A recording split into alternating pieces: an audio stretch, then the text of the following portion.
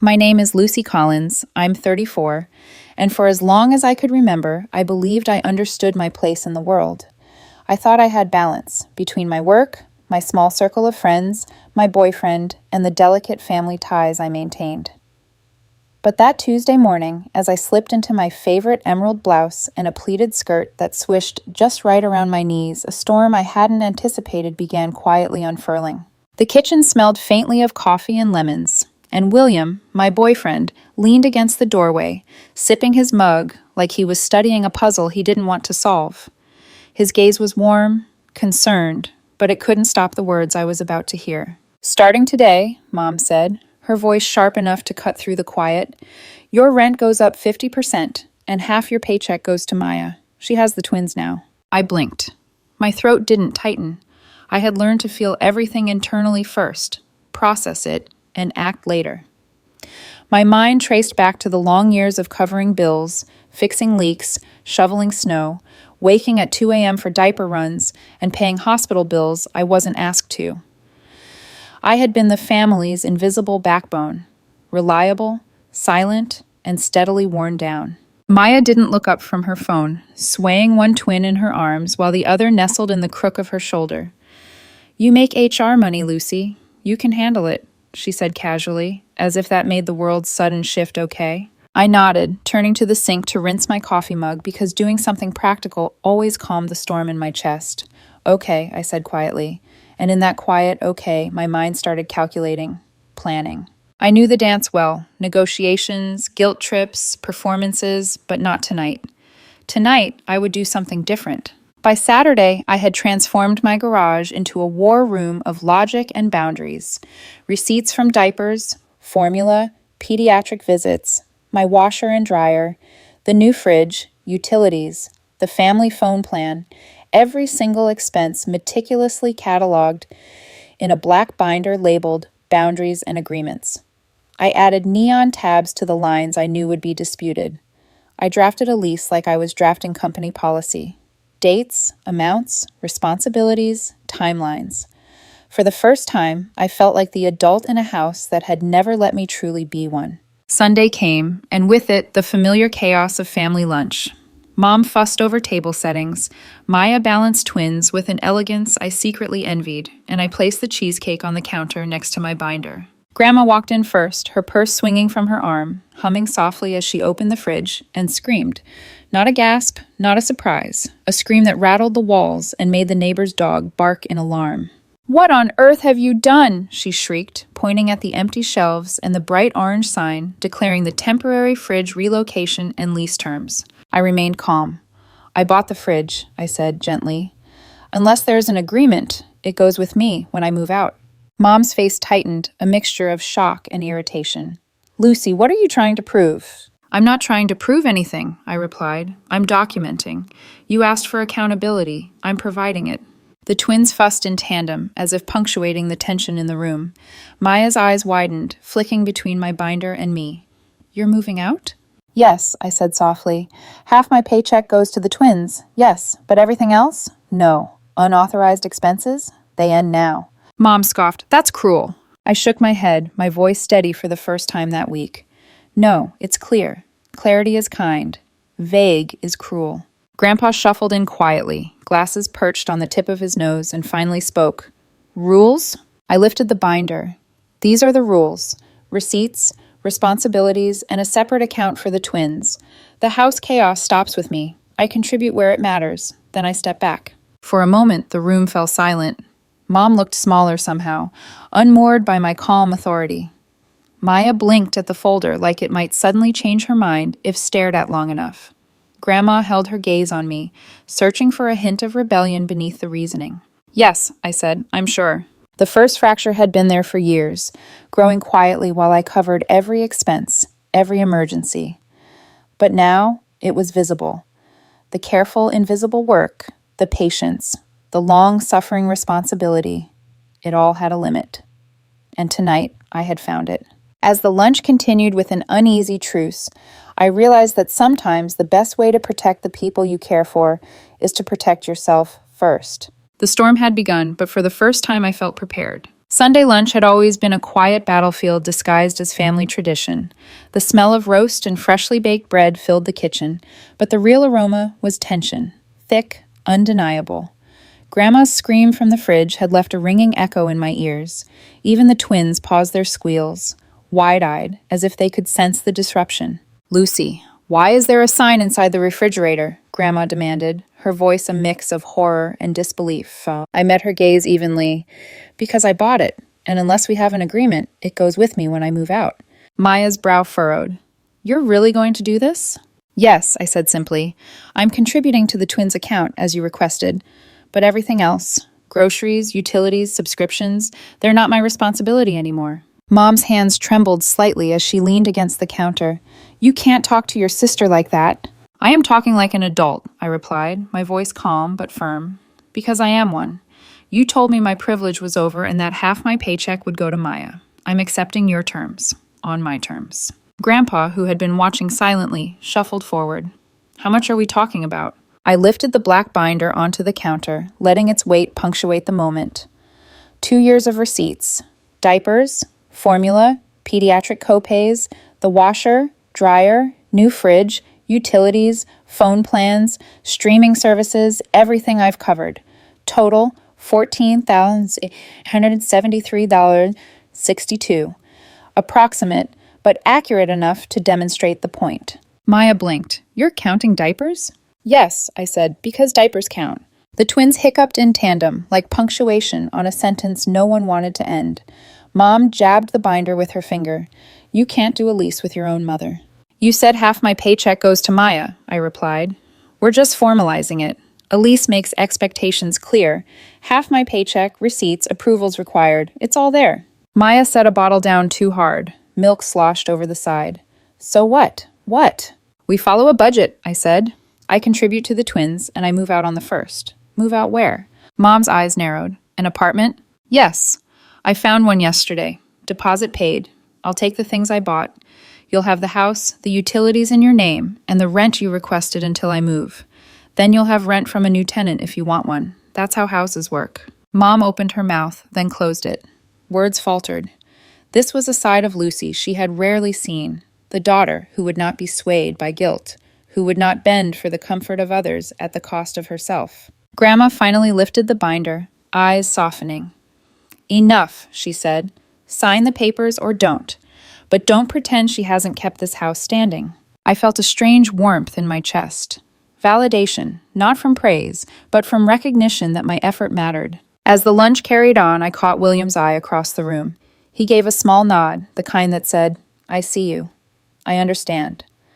It wasn't interference, it was quiet support, a grounding presence in the chaos. I thought back to the years of invisible labor, covering bills, driving to pharmacies at midnight, paying for emergencies I hadn't caused.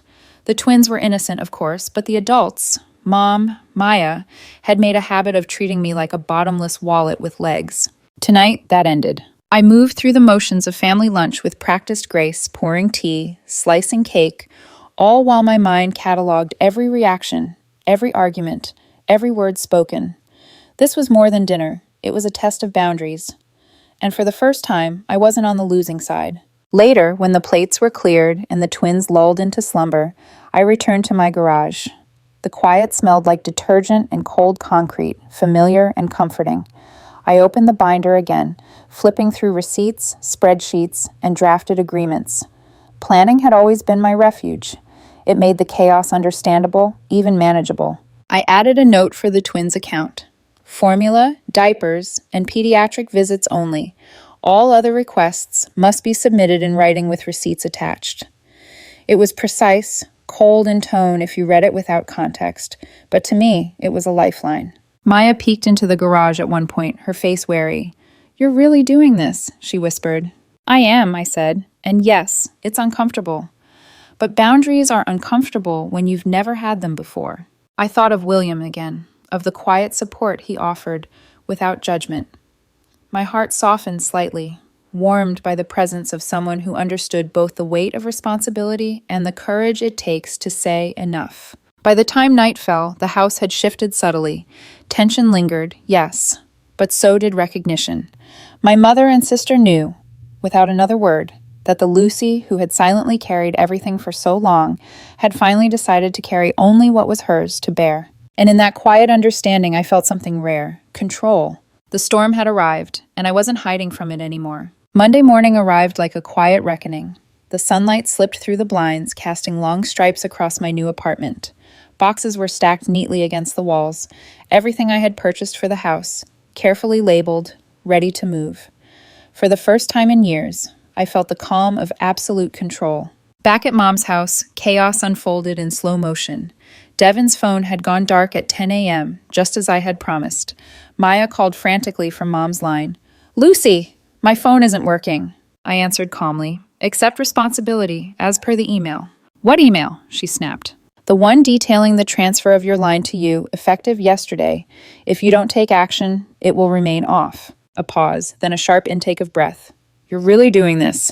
"Yes," I said, letting my voice carry an authority I had cultivated over the last week. "I'm doing exactly what you asked for. Half my paycheck for the twins. Everything else? You're responsible. All utilities, all phones, all subscriptions, all groceries outside the twins' account. Your responsibility." Mom's voice trembled when she called, attempting guilt, pleading, confusion. "Lucy, this isn't how family behaves." I typed my reply slowly, deliberately. "Family behaves like family when everyone has a role, not just a wallet. I am taking my role seriously now. The rest is yours."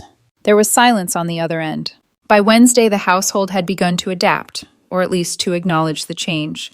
The house felt quieter, less cluttered, with invisible responsibilities. Maya began sending me lists of baby supplies, complete with receipts. Formula, diapers, pediatric copays. Everything went into the twins' account, with notes attached. Approved. Receipts required within 7 days. Even Grandma seemed to notice. She called in the afternoon, her voice softer than usual.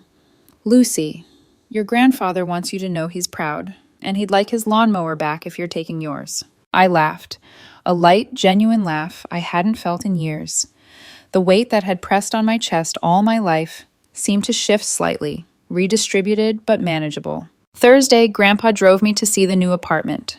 2 bedrooms, quiet, clean, a balcony with room for a chair and a small basil plant. I walked into the empty living room and felt a serenity I hadn't known I'd been craving. No chaos, no obligations that weren't mine, no silent guilt. William's presence at my side that day was grounding. He didn't need to say anything. Just being there, watching me take this step, was enough. The first utility bills arrived, and I ensured everything transitioned smoothly. Gas, electricity, Wi-Fi, all reassigned.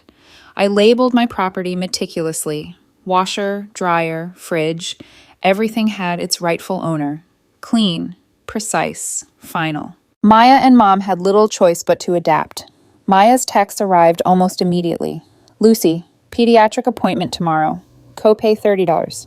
Attached receipt." I transferred the funds promptly, replying with a simple, "approved." She sent back a photo of the twins asleep, tangled together like little red-faced peanuts. My chest warmed in a place I'd kept deliberately cold for years. This was what mattered. The babies were cared for, not the adult chaos around them. The next Sunday, lunch at Mom's was quieter than before. No screaming, no fridge chaos. Grandma laughed softly instead. Genuinely, not an alarm. "You don't need the binder anymore," she said, patting my hand. "We get it." I kept it on a shelf by my desk, not to threaten, not to wave it as proof, but to remind myself of one truth I had finally embraced. Clear is kind, vague is cruel. The subtle power shift had begun. I was no longer invisible. I no longer carried everyone else's responsibilities as if they were my own. I had learned that generosity without boundaries was just exhaustion in disguise. And through it all, William remained a quiet anchor. He never interfered, never judged. He simply understood the careful balance between responsibility and self-preservation, a balance I had finally learned to respect in myself. By the end of the month, the house had a budget. Mom cooked more, Maya maintained her spreadsheets proudly, and Grandma labeled spice jars. They all adjusted, but they knew I was no longer the default solution, the walking bank, the invisible caregiver. I was finally present in my own life. Lucy Collins had emerged, not as the silent, overburdened daughter, but as a woman capable of enforcing boundaries, demanding respect, and protecting herself while still loving those she cared for. The first night in my apartment was quieter than I expected. I sat cross-legged on the floor, eating cold pizza from a moving box, listening to the hum of the city outside. Normally, silence would have felt like loneliness, a crushing reminder of being on my own. But this time it was different. The quiet was a soft companion, patient and steady. For years, I had carried the invisible weight of other people's responsibilities, Mom's guilt trips, Maya's emergencies, even Grandma's expectations. Now, that weight had lifted, not completely gone. Life doesn't hand you absolution, but it was manageable. It rested where it belonged, on the shoulders of the people responsible. Messages from Maya arrived as expected. Lucy, pediatric appointment tomorrow. Copay $30. Attached receipt. I transferred the funds immediately. Simple, clear, boundaries in action. William came by later that evening, carrying a bag of groceries and a quiet smile. "Thought you might need a hand," he said, setting down a basil plant and a loaf of bread. "You always show up at exactly the right time," I teased, though my voice held genuine warmth. "That's my talent," he said, shrugging, but his eyes held an understanding that made my chest ache in a good way. He didn't try to fix everything for me. He simply existed alongside me, steady, supportive. Days passed. The house rhythm I had left behind began to reshape itself in its own way. Mom cooked more, no longer relying on me to fund every ingredient. Maya meticulously maintained the twins' spreadsheets, sending receipts and updates as promised. Even Grandma seemed lighter, no longer straining to keep me involved in every detail. And still, I kept the binder on my desk, not as a threat, but as a reminder of one truth I had fought hard to internalize: clear is kind, vague is cruel. It had taken years for me to realize that generosity without boundaries was not noble, it was drowning. And for the first time, I wasn't drowning, I was breathing. A few weeks later, a Sunday lunch invitation arrived. Grandma called, cheerful and deliberate. "Are you coming today?" I said yes. I brought dessert again, the same cheesecake I had carried weeks before. Walking into the kitchen, I noticed the difference immediately. No tension lingered like fog. The counters were tidy, the chaos subdued. Grandma opened the refrigerator door and laughed softly, not screamed. No dramatic reactions, no tests of my resolve, just an acknowledgement that something had shifted. Mom's eyes met mine across the room. She didn't say much. A simple nod. A recognition that Lucy Collins, the daughter who had silently carried the burdens of the household, was now a woman with boundaries, with control over her own life. Even Maya sent a small smile, setting a bottle down with a quiet grace. The twins gurgled, tangled in each other, innocent witnesses to the transformation occurring around them. That night, after everyone left, William and I sat on the balcony, the basil plant between us. I breathed in the city air, crisp and real. "It's strange," I said quietly. "I thought moving out would feel like abandonment. Instead, it feels like relief." William took my hand, squeezing gently. "You finally created space for yourself. That's not abandonment. It's necessary." I smiled, a small, genuine curve that reached my eyes. For the first time in years, I didn't feel like I was negotiating my existence around everyone else's needs. I had my own life, my own space, and a partner who understood the delicate art of support without smothering. Weeks later, I received a text from Mom. "You were right, Lucy, about money, about boundaries, about everything. Thank you." I didn't reply immediately. I let it sit for a moment, absorbing the weight of her words. Then I typed, "Love you," not discussing money by text, and I meant it. Life didn't become a perfect montage where everyone learned a lesson and applauded. There were still small tests, moments of tension, reminders of old habits. But the fundamental shift had occurred. I was no longer the invisible, overburdened daughter. I was Lucy Collins, 29, autonomous, capable, and finally breathing freely. I looked at the binder on the shelf one last time. It wasn't a weapon. It wasn't a threat. It was a monument to clarity, to self-respect, to the idea that generosity must have limits or it ceases to be kindness. The city lights blinked below and I realized something profound. I was no longer the bank, the default caregiver, the invisible one. I was simply me. And for the first time, that was enough. Months had passed since I had moved out. My apartment felt lived in now, each item in its place: a basil plant by the balcony, framed photos on the windowsill, boxes unpacked and arranged like statements of independence. The hum of the city became a steady heartbeat, reminding me that life didn't stop when I drew my own boundaries. It only began anew. Mornings were slower. I made coffee without rushing to someone else's schedule, ate breakfast without guilt for taking time for myself, and watched the sunrise spill over the buildings with a quiet sense of ownership over my own day. William often joined me, sometimes wordless, sometimes teasing. His presence was steady but unobtrusive, a gentle proof that support didn't require sacrifice. The family dynamic had shifted in ways I hadn't anticipated.